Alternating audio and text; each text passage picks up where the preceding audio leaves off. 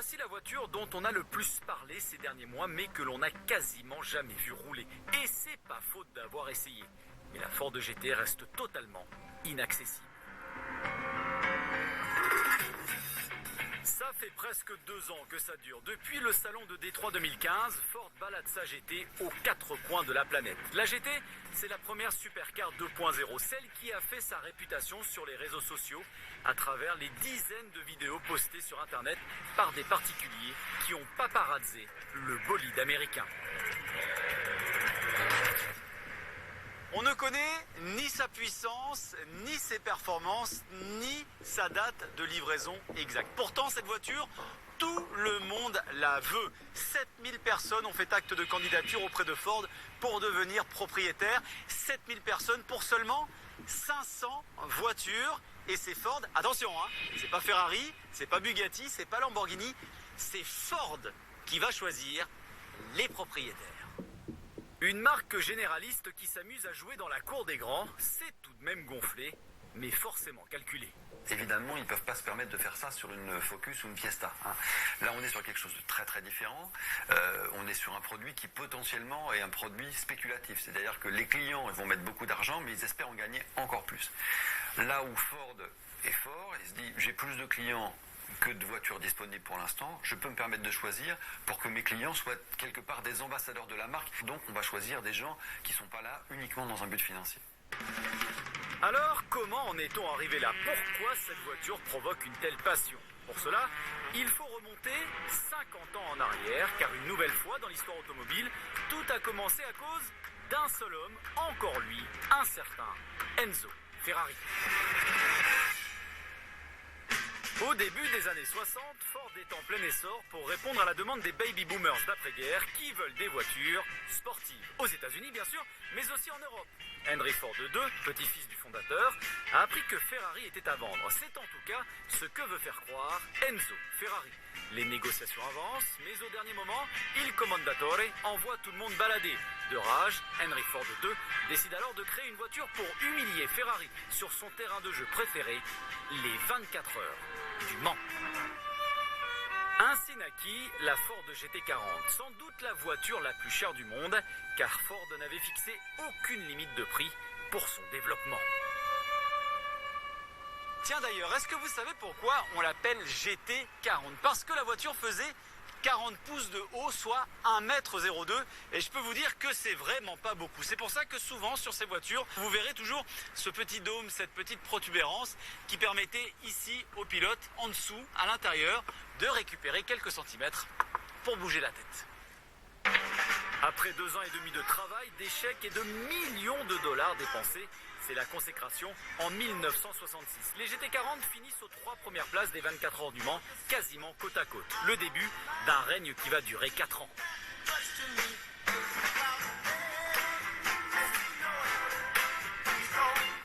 Et cette année au Mans, les 3 mamies de 66, les vraies, les originales, ont été réunies pour les 50 ans de la victoire, sous le regard bienveillant de Bill Ford, l'arrière-petit-fils de Henry Ford. C'est fantastique. C'est magnifique de les voir ici. Mais aujourd'hui, je suis impatient de voir les nouvelles GT sur piste. On les a développées en ne pensant qu'aux 24 heures du Mans.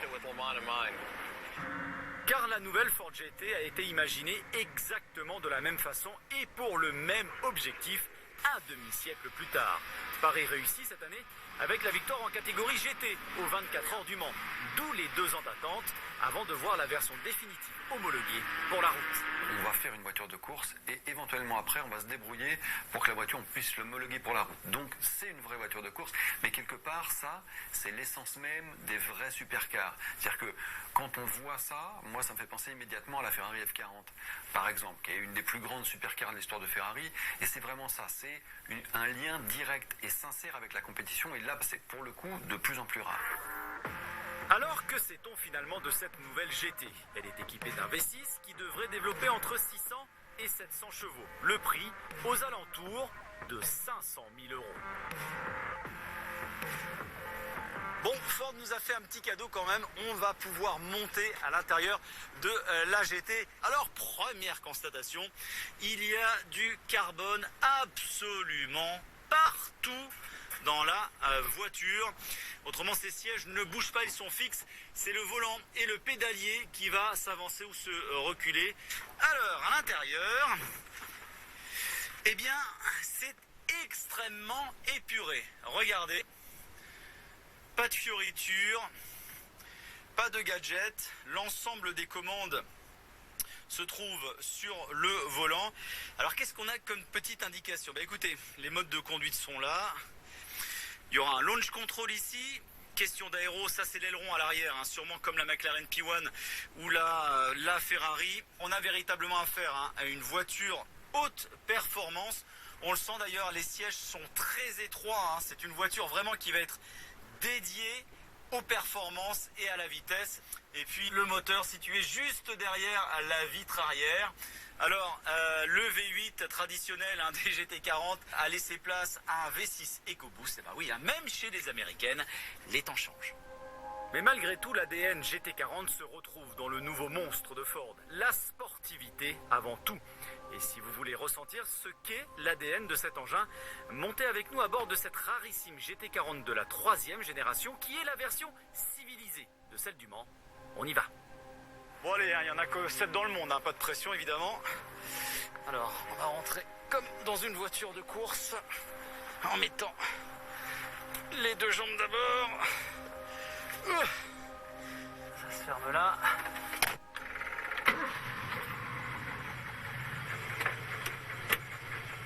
Et on est parti, voilà, au volant de la GT40 Mark III, dernier des 7 exemplaires construits. Alors cette MK3, c'est la 3e génération de GT40, produite entre 67 et 69. Vous l'avez sans doute remarqué, son look diffère un peu des 2 premières générations, car celle-ci était homologuée pour la route. Du coup, l'avant a été modifié avec des feux qui sont beaucoup plus hauts et un arrière qui a été également agrandi pour accueillir un coffre. Mais c'est quand même une voiture qui fait plus de 300 chevaux et qui dépassait sans problème les 250 km/h. Et puis alors, c'est à l'ancienne, hein. On a les genoux qui touchent le tableau de bord. Les pédales sont grandes comme ça, collées l'une à l'autre. On ne sait pas si on freine, si on embraye ou si on accélère. La cuisse gauche, elle est dans le levier de vitesse, qui lui aussi est grand comme ça. Mais bon, si on nous la donne, on la prend, non? Alors oui, Ford a déjà réussi son coup en profitant du fabuleux héritage de la GT40. Allez, une petite info tout de même, on devrait voir les premiers exemplaires de cette nouvelle GT en toute fin d'année. Et vous alors, vous choisiriez laquelle?